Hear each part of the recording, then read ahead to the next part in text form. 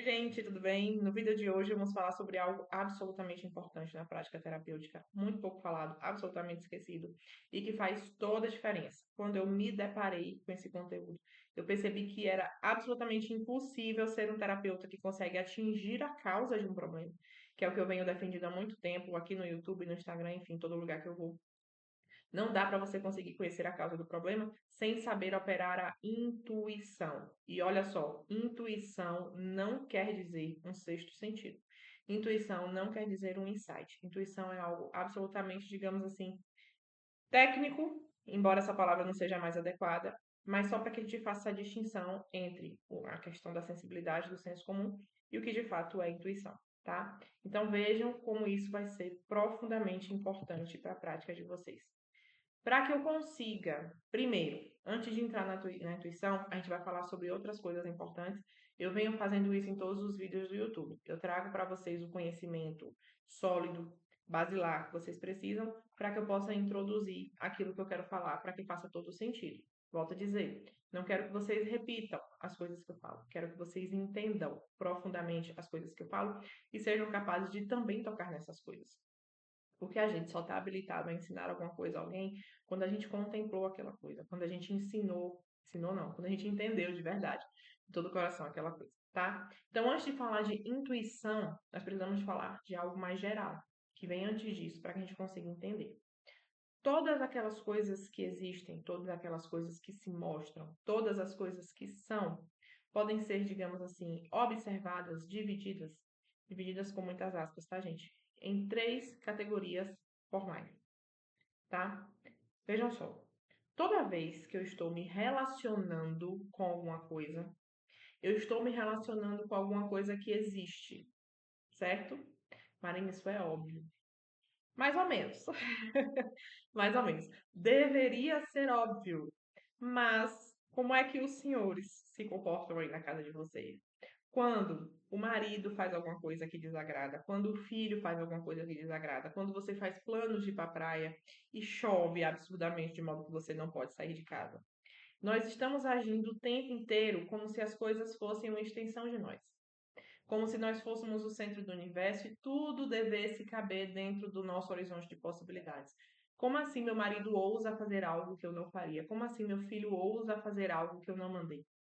Então, todas as vezes, gente, que a gente se revolta contra as coisas que existem e têm o ser e são algo independente de mim, porque a gente precisa acusar esse negócio, a gente precisa confessar esse negócio. O meu marido é independente de mim. O meu filho é independente de mim, certo? Quando eu faço isso, eu deixo de enxergar as coisas como uma extensão de mim e começo a perceber que as coisas são. E é bonito que elas sejam. É incrível que elas não sejam uma extensão de mim. Muito embora inicialmente fique bastante difícil para a gente verificar isso na realidade, mas é um caminho, tá? No final, a gente não apenas aceita que as coisas sejam o que elas são, a gente também deseja que elas continuem sendo daquele jeitinho. Isso é propriamente a contemplação amorosa que o professor Olavo conta pra gente. Mas não é sobre isso que eu quero falar hoje, tá? Então, tudo aquilo que a gente se relaciona tem o ser. É algo que é independente de nós, certo? E por isso nós precisamos acusar a existência. Nessa relação que nós temos com essa coisa, de alguma forma, a nossa consciência é convocada a prestar atenção em três aspectos das manifestações desta coisa que você está se relacionando, certo? E esses aspectos só são percebidos por nós desde que a gente acuse a existência dessa coisa. Algo é. Isso é evidente, certo? Ou seja, eu preciso confessar que a realidade não é um prolongamento de mim para que eu chegue a enxergar essas três estruturas que eu estou falando para vocês. Então vejam que, para que vocês consigam enxergar sozinhos, vocês precisam primeiro acusar que as coisas são, certo? Dentro da terapia, a gente tem que fazer isso diante de um outro, e esse outro é o paciente. Então eu preciso reconhecer que existe alguém ali que não sou eu, mas que tem o ser tal como eu, certo? E para isso eu preciso saber que as coisas são evidentes no que são. E aí vai entrar os três princípios fundamentais, o princípio de identidade, o princípio da não contradição e o princípio do terceiro excluído. E também não é objeto dessa aula, mas só para que vocês saibam, o que já ouviram em algum lugar, se lembrem. Então, quanto mais sábio eu sou, mais as coisas são evidentes, certo? Mas as coisas são claras para mim, porque a minha inteligência está em pleno funcionamento, certo? Então, essas três estruturas, que são um arranjo de coisas que vai conferir unidade àquela coisa que você acusou a existência, essas três estruturas são formais. E por que formais? Porque elas têm um padrão, elas têm um modelo conferido àquela coisa por essas estruturas. E são três estruturas formais do fenômeno, porque é justamente como aquela coisa me mostra. E são justamente elas que me possibilitam que eu diga que algo é algo e não outra coisa. Então, por exemplo, eu tenho aqui um microfone aqui do lado. Então, são essas três estruturas que me permitem falar microfone e não mesa, certo? E quais são essas três estruturas formais do fenômeno? Eu não vou me deter muito a falar sobre elas especificamente, vou fazer uma breve introdução, tá? Falar um pouco mais sobre a última, que é aquela que tem tudo a ver com a intuição, que é o tema da nossa aula, tá? A primeira são três estruturas, vamos lá. São três estruturas formais do fenômeno: generalidade, individualidade e determinação. O que é generalidade? Quando eu falo generalidade, eu estou me reportando a partes e todo, tá? E o todo é sempre muito maior do que a soma das partes. Se alguém cortar todos os meus membros agora e depois pegar todos os membros e juntar, a mera reunião desses membros quer dizer que eu tenho necessariamente de novo o resultado do todo? Marina? Não. O todo é sempre muito maior do que a soma das partes. E se eu ficar olhando só para a generalidade, cada visão exclusiva de uma dessas categorias vai gerar um problema. Se eu ficar olhando só para a generalidade, eu vou focar sempre numa perspectiva ideológica, certo? Como, por exemplo, quando a gente olha apenas e tão somente para as minorias. Ou quando a gente olha para um sujeito que tem esquizofrenia e olha só para a esquizofrenia, não olha só para o sujeito. Então, eu escolho um aspecto, tá? Daquela pessoa e tomo aquele aspecto como um todo. Isso é o problema da generalidade. Então, a generalidade vai dizer sobre partes e todo.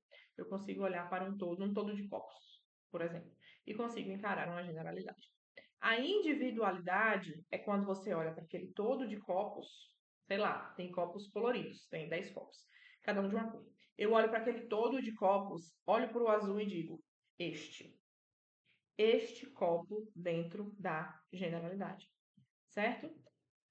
Mas até esse copo específico, dentro da generalidade, se apresenta para mim sobre múltiplas formas de expressão, certo? E é por isso que dentro da individualidade nós estamos falando de unidade e multiplicidade. Se eu foco nisso aqui, eu vou passar a enxergar meu paciente apenas como um diagnóstico, porque eu estou olhando só para a individualidade. É como se o paciente fosse uma unidade defeituosa, que não pertence mais a um grupo geral, mas pertence apenas a um grupo de depressivos, digamos assim. Certo? Então, essa é a individualidade. E aí, o terceiro, que é o que importa para nós aqui, são as determinações. O que é que são as determinações? Olha, olhando para mim, Marina, como generalidade, eu sou pessoa. Eu faço parte do grupo de pessoas. Como individualidade, eu sou Marina, certo? E como determinação? Como determinação, o que é determinação? A determinação, gente, é um limite de caminho. É um itinerário de dever ser. São coisas às quais eu preciso me ater para que eu possa acusar o que eu sou. Não o que eu quero ser. Tirem isso da cabeça. Eu sou o que eu quiser. Mentira. Centro de um monte de neurose por aí. Você não é o que você quiser. Você é o que você foi feito para ser. E quanto mais você coloca substância nisso, mais feliz você é. E quanto menos você coloca substância nisso, mais triste você é. E tá tudo bem. Você é livre, entre aspas, para escolher se você coloca ou não. Mas você não é livre para escolher qual é o seu dever ser, tá? Você só pode aderir a ele ou não. Então, é uma noção de meta, de início, certo? É como se houvesse um contorno que a coisa precisa ter para ser aquela coisa.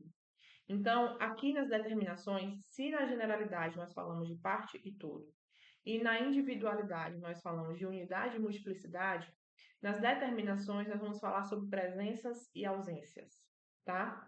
Então, há algo que está presente e há algo que está ausente.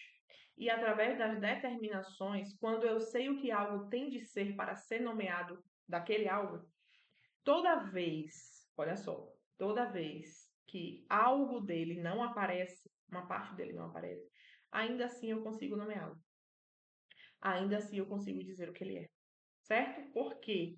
Porque, como eu tenho uma noção de determinações, eu sei que mesmo aquele algo estando ausente, ele deveria estar presente, tá? E é aqui que entra a intuição. Para ficar mais claro, antes da gente entrar na intuição, tem uma xícara aqui que eu deixei de ontem. Estava tomando café. Aqui tem uma xícara. Eu quero que vocês imaginem que isso não é uma xícara. Eu quero que vocês imaginem que isso é um copo. Porque o melhor exemplo é o copo, tá? Tirar os. Temos um copo, certo? Beleza. Quando eu mostro esse copo para vocês, eu pergunto, gente, o que é isso? Todo mundo vai dizer copo. Mas vocês estão enxergando a abertura de cima? Não.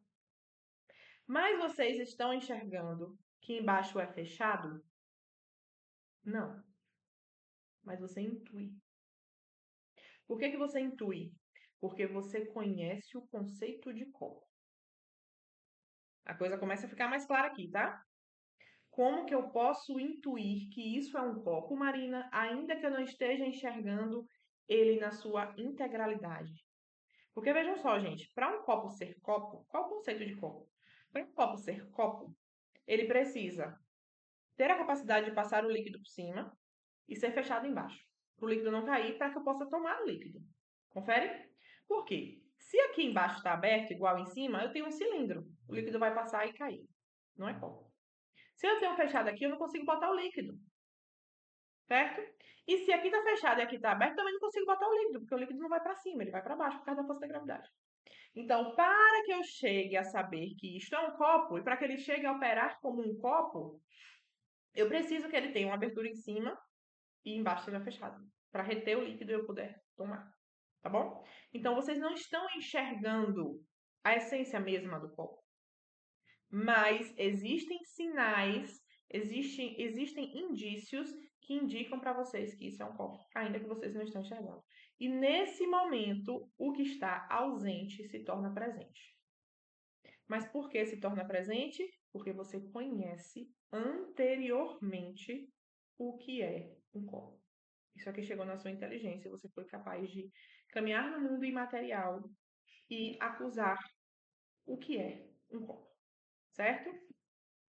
Não sei se vocês já começaram a elocubrar aí na cabeça de vocês qual a importância disso dentro do setting terapêutico. Qual a primeira coisa que eu preciso, voltando aqui para o tema, para intuir? A primeira coisa que eu preciso para intuir é de repertório. Se eu preciso conhecer previamente a coisa, eu preciso ter repertório. Esse repertório pode ser filosófico, esse repertório pode ser literário, pode ser histórico, pode ser artístico, pode ser de psicologia científica, certo? Sempre tem de ter repertório. Eu preciso conhecer as coisas previamente para que eu possa depois reconhecê-las, tá? Então, existe um tipo de conhecimento chamado conhecimento por presença, que é justamente onde se opera a intuição e faz estar presente o que estava ausente. E esse conhecimento por presença ele tem tudo a ver com o conhecimento intelectual. São Tomás já falava isso na Suma. E o conhecimento por presença tem a ver com o conhecimento intelectual. Ou seja, eu olho para o particular contingente, eu olho para o acidente particular da coisa, e a partir do acidente particular da coisa, eu consigo fazer operar a intuição. É como se eu fosse capaz de enxergar o que não pode ser visto. Gente, isso é um superpoder. De verdade. Sem sensacionalismo. Isso é um superpoder. Quando eu intuo, eu consigo ver aquilo que não é imediatamente visível. Imagine que eu mostro para vocês a capa de um livro. Certo? A capa de um livro. Vamos lá. Eu mostro para vocês a capa de um livro. Eu pergunto, o que é isso? Vão dizer, livro. Vocês estão enxergando o livro inteiro? Não podia ser só um pedaço de papelão? Por que isso ocorre? Por conta da intuição. A gente não para pensar nessas coisas, né? A gente faz automaticamente. Se vocês nunca tivessem acessado o conceito de livro, vocês iam dizer, não sei, Marina. Não sei o que é isso. Me fala. Mas vocês sabem. Então, vocês conseguem me responder. Livro. Existem alguns elementos característicos ali que expõem para vocês um objeto retangular, certo? Com uma cor e que tem algumas letras. Isso é o que a materialidade dá conta de entregar. Mas o conhecimento intelectual enxerga aquilo que não é apresentado aos olhos. E é justamente a isso que nós damos o nome de intuição. Então, conhecer intelectualmente é intuir. E dentro do setting terapêutico, diante de alguém que procura pela nossa ajuda, não é possível operar decentemente se não houver intuição. Então, a primeira coisa que eu preciso fazer para operar a intuição dentro do setting é: aquele que está diante de mim nesse instante existe. Ele é, independente de mim. Sem conhecer isso aqui, e olha, gente, parece simples, mas não é. Falei no início do vídeo, a gente vive o tempo inteiro como se tudo na realidade fosse uma extensão de nós. Quantas vezes vocês, terapeutas, se pegaram tristes e chateados porque o paciente não fez aquilo que vocês pediram para ele fazer? Porque o paciente não melhora do jeito que você gostaria que ele melhorasse? Porque o paciente não concorda, ou até concorda, mas não faz? Tudo isso é esse sentimento que nós temos, que é natural, gente. Natural, assim, do homem invertido, né? Do homem desordenado. É natural. A gente vive nessa clave. A gente precisa sair dela, certo? Pera, isso é. O meu marido é independente de mim. E quando eu confesso isso, eu dou liberdade para que ele floresça. Porque enquanto eu estou tentando impedir algo que é natural dele, enquanto eu estou tentando impedir que ele seja aquilo que ele é, eu sofro ele também. Por que alguém tem que ser do jeito que você gostaria? Você faz esforço para ser do jeito que alguém gostaria? Não, né? Então por que alguém teria que ser? Você se submete às regras e ao padrão de alguém? A gente não está conseguindo se submeter nem a Deus, minha gente, que é bom o tempo todo, só quer coisa boa. Imagine os outros. Então você precisa olhar para o seu paciente e declarar: esse paciente é independente de mim.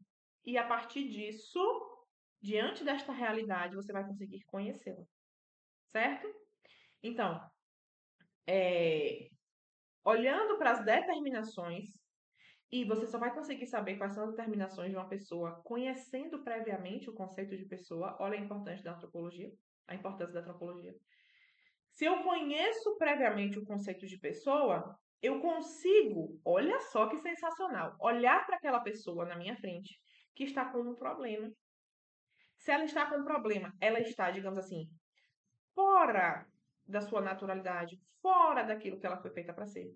E quando eu olho para ela, ainda que aquilo que está desvirtuado, desordenado, esteja ausente, faça com que algo que é próprio da pessoa esteja ausente, eu consigo enxergar tal como estivesse presente.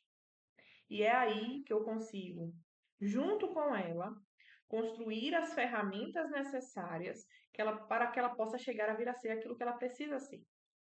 Eu só consigo saber isso se eu souber inicialmente o que é que ela precisa ser.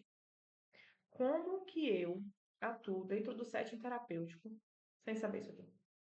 Como que eu atuo dentro do setting terapêutico olhando para o meu paciente como um conjunto de carne e osso? Tem uma pessoa aqui na minha frente, carne e osso. Sem verificar, através desse conhecimento intelectual, que há algo de imaterial que está ausente, mas que deveria estar presente. E como eu sei o que deveria estar presente? Tendo acesso a esse conceito previamente, tal como a gente viu no exemplo do copo. Eu só consigo dizer copo porque eu sei o que é copo. Então, eu só consigo dizer pessoa a partir do momento que eu sei o que é pessoa. Certo? Então, quando o paciente me traz um sinal, quando o paciente me traz um indício, que a gente pode chamar aqui muitas vezes de sintoma, eu vou utilizar o conhecimento por presença para que eu, vendo uma parte, possa intuir o todo. Olha que coisa, gente. Sério. Eu não sei se vocês estão conseguindo entender a profundidade desse negócio. Eu vejo uma parte. O paciente me mostra uma parte. Ele não precisa me dizer tudo, me mostrar tudo. Por uma parte, eu consigo ver o todo. Por quê? Porque eu sou capaz do conhecimento intelectual, porque eu sou capaz do conhecimento por presença, porque eu sou capaz de intuir, desde que eu saiba o que as coisas são, certo? Então, eu preciso entender de generalidade, de individualidade, de determinações, mas principalmente aqui nesse caso de determinações que são sobre presenças e ausências, onde, através do conhecimento intelectual, eu saber o que as coisas são, eu consiga, através de um sinal, através de um indício que o paciente me dá, intuir o todo, porque eu já tinha me exposto a isso previamente. E só assim eu vou conseguir levar o meu paciente nesse caminho de determinações que eu diria, talvez até com um pouco de receio de dizer, mas eu diria, minha opinião própria. As determinações das três estruturas, a determinação é a mais importante, porque é justamente aquela que define o que você deve ser, certo? E eu só consigo ser feliz, eu só consigo tocar na minha causa final se eu sei o que eu devo ser, para que eu haja conforme e consiga de fato tocar na felicidade. Como proporcionar a felicidade ao nosso paciente, que no final das contas é o que todo paciente chega querendo? Como proporcionar felicidade ao meu paciente se eu não sei quais são as determinações da pessoa? Se eu não sei qual é o caminho, o ponto A e o ponto B que meu paciente deve perseguir para que seja cada vez mais aquilo que ele deve ser? Se eu acredito na falácia de que eu sou o que eu quiser. Se eu acredito na falácia de que não nasce mulher, torna-se. Não tem como. Então eu preciso olhar para isso aqui. Eu preciso conhecer previamente as coisas para que quando uma parte se mostre para mim, eu consiga, portanto, intuir o todo. Tá bem? Então, espero que tenha ficado claro. É sobre isso o vídeo de hoje. Eu espero que vocês meditem sobre isso, busquem aplicar na prática de vocês e compartilhem comigo os resultados. Um beijo, até o próximo vídeo.